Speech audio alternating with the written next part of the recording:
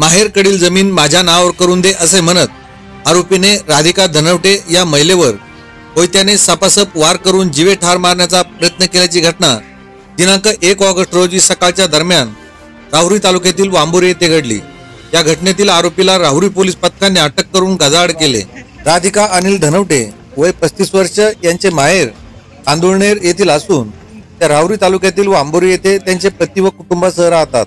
दिनांक 1 ऑगस्ट 2025 रोजी सकाळी 11 वाजे दरम्यान राधिका धनवटे या त्यांच्या घराशेजारील पडीक जमिनीत जनावरांना पाणी पाजत होत्या। तेव्हा आरोपी रमेश गागरे हा तेथे आला व म्हणाला की आंदोळनेर येथील कानडगाव फाट्यावरील तुझ्या व तुझ्या वडिलांच्या नावे असलेली जमीन माझ्या नावावर करून दे असे म्हणून त्याने राधिका धनवटे यांना शिवीगाळ करून त्यांच्यावर कोयत्याने सापासप वार करून जीवे ठार मारण्याचा प्रयत्न केला।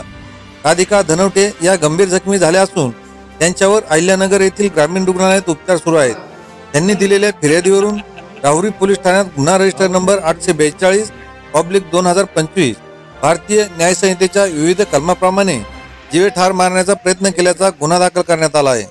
त्यानंतर पोलीस निरीक्षक संजय ठेंगे यांच्या मार्गदर्शनाखाली पोलीस उपनिरीक्षक समाधान फडोळ, हवालदार संजय राठोड, बबन राठोड, जिने पोलीस नाईक सुनील निकम, रवींद्र कांबळे आदी पोलीस पथकाने आरोपी रमेश विठ्ठल गागरे वय 27 वर्ष राहणार तांदुळनेर तालुका राहुरी याला ताब्यात देऊन गजाआड केले।